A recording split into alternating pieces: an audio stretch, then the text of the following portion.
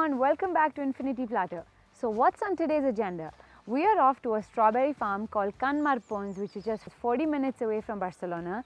We're going to learn all about the strawberry cultivation, pluck some strawberries, and then I'm going to take you back to my kitchen and we're going to make a delicious sweet treat with the fresh strawberries. So let this wonderful day begin. Hola Pep, buenos días. Hola, buenos días. Mucho gusto. Igualmente, ¿Qué tal? muy bien. Cuéntanos un poco, ¿hacen aquí? Pues si os parece vamos a ver el cultivo. A ver, con un poco de cuidado. That was fun. Wow, that looks beautiful. My first time in a strawberry farm. Bueno, pues aquí podemos ver el cultivo de la fresa en el Maresme, que es uno de los cultivos históricos de la zona. Esto empezó en la década de los 60, cuando vieron que el tipo de suelo que tenemos, y al estar inclinado, la incidencia de los rayos del sol hace que se avance el cultivo y entre en producción antes que lo que hacían otras zonas productoras. Entonces llegaba al mercado con un precio superior porque entraba al mercado en el calendario antes. Porque la fresa es un cultivo que necesita humedad constante, pero que el agua drene, que se vaya rápido. Estuvieron muchos años cultivando el tema de la fresa y lo que pasa cuando haces el mismo cultivo tantas veces en el mismo sitio que acabas agotando el suelo. Ya hace 30 años que hicimos la primera prueba, que es cambiar el sistema de cultivo. Reproduciendo las condiciones originales que tiene el suelo, lo hicimos en sacos de cultivo. Y el sustrato que tiene dentro también tiene estas características, que es capacidad importante de retener la humedad, también una capacidad grande de poder expulsar el agua sobrante para que no perjudique la planta. Y esto nos da ventajas. Primero, controlamos mucho mejor el calendario de producción, tiene los nutrientes que necesita en la proporción adecuada, la planta funciona mejor, está más sana y la fruta es más buena. Hace que la fresa que cogemos aquí en el Maresme pues sea de un gusto superior al que viene de otras zonas productoras.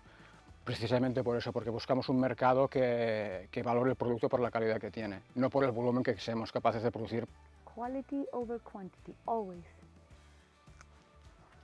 So how many harvests happen in the year and how many kilos of strawberries do you produce? Originariamente las variedades de fresa que teníamos aquí en el Maresme solo producían los meses de primavera. Okay. Abril, mayo y junio. Se acababa la producción y entonces ya no había más hasta la primavera siguiente. ¿En invierno no? No. A medida que pasaban los años, investigando en laboratorio, desarrollaron variedades que eran productivas todo el año. Claro, tenemos clientes que quieren, si pueden, pues quieren fresa constantemente cada año, cada semana. Sí que es verdad que cuanto más fresa producen es en esta época, la primavera, pero podemos estar cogiendo fresa todo el año. Y respecto a la producción, se considera que en condiciones óptimas más o menos producen 1 kilo por planta y año. Okay. Que este kilo por planta y año nos cuesta a nosotros 200 litros de agua. Lo que necesitamos es optimizar mucho los recursos. No podemos tener plantas en épocas sin producción porque estamos perdiendo agua. La planta necesita el agua para vivir. La intención de todo el sistema de cultivo actual es ahorrar al máximo el agua posible y que la planta esté el máximo tiempo en producción. Is your process of cultivation ecological? Las prácticas son ecológicas, porque en el cultivo de la fresa tenemos un problema, y es que es una fruta muy delicada y cuando estamos hablando de residuos de pesticidas, es de las frutas que tiene más residuos. Entonces lo que llevamos haciendo años ya es investigando a ver qué podíamos hacer para reducir este uso de pesticidas. Son 2 plagas que tenemos que nos afectan bastante el cultivo, son moscas voladoras, entonces la solución más fácil, hemos colocado mallas mosquiteras, la mosca no puede entrar y por lo tanto ya no tienes plaga y te ahorras todo el trabajo y los posibles residuos que pueda tener la fruta. Esto combinado con trampas perimetrales que después podemos ver que capturan la plaga antes de que llegue al cultivo, combinándola con otro tipo de bichos que lo que hacen es, cuando está en forma de larva, la parasitan y entonces la plaga ya no evoluciona. Estamos consiguiendo una fruta que no lleve prácticamente ningún residuo. Una fruta no solo buena, sino también sana y saludable. How long is it from when you plant it until you get the fruit?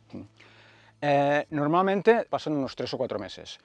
Okay. ¿Vale? Sembramos la planta junio, julio y agosto y a partir de octubre pues la planta ya entra en producción. Entonces está produciendo todo el año hasta el verano siguiente, que volvemos a cambiar la planta porque las plantas de segundo año ya pierden esta capacidad productiva. Entonces necesitamos las plantas al máximo y lo que hacemos es cambiarla cada año. El primer estadio es la flor esta, se ve cómo va engordando la fruta y aquí ya empieza a colorear, se acaba hinchando hasta que llega a la maduración. Y esto puede tardar aproximadamente 3 semanas o un mes, pero en invierno es mucho más lento, claro, menos horas de sol. So now's my favorite part. Can you show us how you pluck them? La cogemos así, un movimiento con la muñeca así rápido, la fresa ya cae Okay. sola. Sobre todo, esto es importante no apretar mucho porque es una fruta muy delicada. Okay. It's a quick click. Sí. How many strawberries you as a professional can you pluck in 1 hour? Pues 8 o 10 kilos. Thank you so much for your time and explaining everything. Gracias para tu tiempo. We had a wonderful time and thank you for the strawberries. Muchas gracias a vosotros por la visita. Thank you. So guys, that's it for the farm. We're gonna pluck some more strawberries and then I'm gonna go home and we're gonna make an incredibly delicious and special sweet treat with the fresh strawberries. So let's go.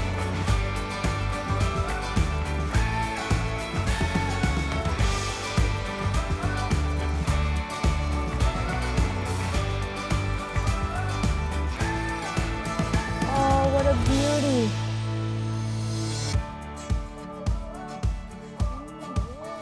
Baker one day, farmer next day. Just quickly.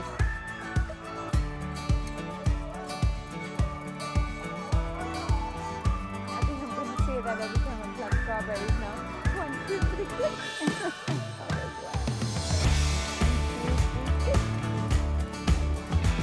Oh, this one looks just like a heart. Look at it.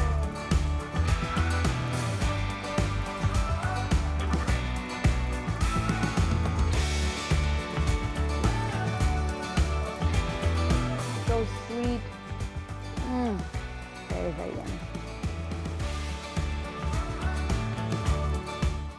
So we're at another location in the farm where he grows different types of strawberries, and this one is a bigger one, and let's taste it. It looks so beautiful, just look at it.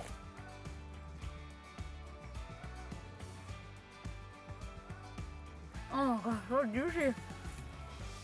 Oh, I love it. It's a bit more acidic and a bit more firm, but oh, that's delicious. Oh, these strawberries are going to make such a delicious sweet treat later. I'm not going to tell you what the sweet treat is, you'll see in a few minutes.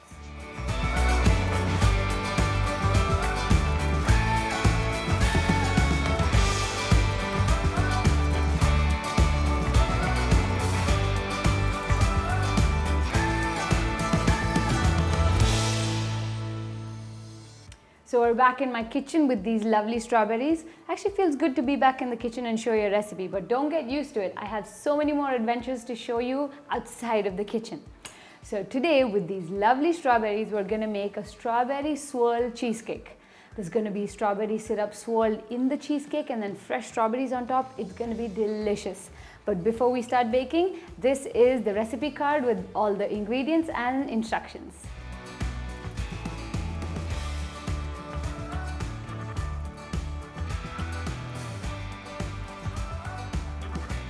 So the first step, we're going to make the strawberry sauce. For that, we're going to add all the ingredients into a pot and cook it. We have our strawberries. If you don't have fresh, you can also use frozen strawberries for this. We're going to add the sugar, the cornstarch, and a little bit of water. You have to cook this until all the strawberries get mushed up and become liquidy, and then you'll see what to do next. You can break them up in the pan to help them get soft faster. So you see them becoming liquidy, that's exactly what you need. Just another 30 seconds and then we'll blend this all up. Once you see that the tiny chunks of strawberries are quite soft, it's time to remove them from the heat and let's blend this up. Be extremely careful when you're blending it because any hot liquid is dangerous when you're using this blender, but any sugary liquid is much hotter than it seems and you don't want to get burned with this. So once they're all blended, put it back on heat, medium to low heat, and cook until this syrup becomes a bit thicker and a bit darker. But don't forget, keep stirring it often. So now while that's cooking, let's make our biscuit base. So for the biscuit base, I'm going to use one of these to whiz it up, but if you don't have that, don't worry about it. Just put them all in a Ziploc bag and then smash it with a rolling pin. Also add some cinnamon powder and some ground ginger powder and a pinch of salt. If a couple of them don't get crushed, just crush them with your hands. I like to have a big biscuit base, but if you don't like so much biscuit, then just reduce the amount of biscuits. We're going to add the melted butter and whiz it again. Oh, some buttery biscuit goodness. Ooh. Now let's pour it into our baking dish. I'll press it all down. You can take some of it to the side. Do you see that it's become a bit thicker and a bit darker? I think we need to cook this for another minute and it'll be done. I like to keep the border biscuit a bit uneven because then it adds some character to the slices when you cut the cheesecake. No fun being in the kitchen if you can't get your hands dirty. Look at me multitasking. So once the biscuit is in the base, it has to bake in a 160-degree fan oven for just 10 minutes. Now come closer. See, it's much darker than when we started. So it's done. Switch off the heat and we're going to sieve the mixture now. Sieve it so you don't get any seeds in the syrup. Once that's done, we'll leave this to cool and then use it in the cheesecake. Beep, beep, beep, that's my cue. Okay, ooh, that smells nice and toasty. Okay, so now leave it to rest and cool while we make our cheesecake mix. So we're making our cheesecake filling. First gonna add the room temperature cream cheese and I'm gonna beat this for 2 minutes. Okay, scrape it down and beat it again. Okay, so once it's had a couple of minutes, I'm gonna scrape it again, my second scrape. And now I'm gonna add the sugar. And now we'll beat this for another 2 minutes. Okay, now that's done. I'm gonna add the eggs. Oh, look how creamy that looks. And I'm also gonna add the vanilla. And now let's beat again for another 30 seconds or until all the eggs and the cream are fully combined. Next, we're gonna add lemon juice and sour cream. If you don't have sour cream, what you do is just add some lemon juice in your normal heavy cream and leave it for an hour.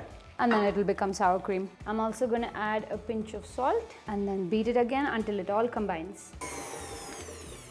Okay, that's done. Now is the fun part. All we need is a skewer.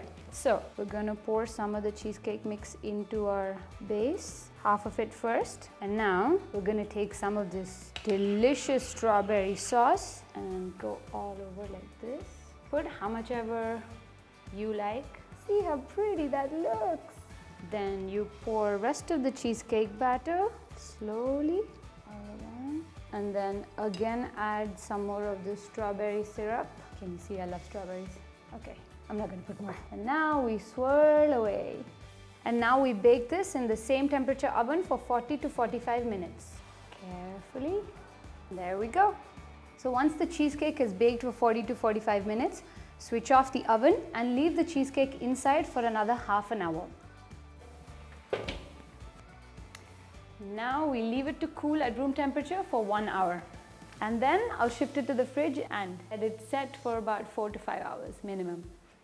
So this has rested in the fridge for about 6 hours and now we're gonna open it. Here is the grand reveal. Wow! Yay! My beautiful cheesecake. But before I eat my cheesecake, I'm gonna decorate it with some fresh strawberries and also the other strawberry sauce which we made. So I put half in the cheesecake when it was baking and the other half I like to drizzle on top. Adds another dimension of strawberry flavor. Cut a nice slice.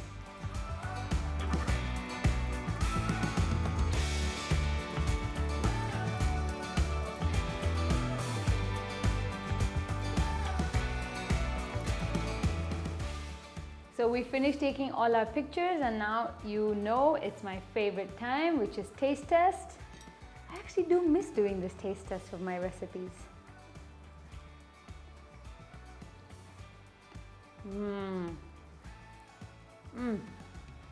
The biscuit is nice and toasty. The cheesecake is so creamy. And we have 3 flavors of the same strawberry. One was the baked syrup, one was just the fresh cooked syrup, and one is the fresh strawberries. Very, very yummy. eat one more and then I'll say bye to you. So that's it for today, guys. I hope you enjoyed this video because we loved making it for you. It was a beautiful experience to go pick these fresh strawberries and come back home and make this delicious sweet treat. If you do make this recipe, don't forget to tag me at Infinity Platter on Instagram. And have a lovely day and see you next week. Ciao.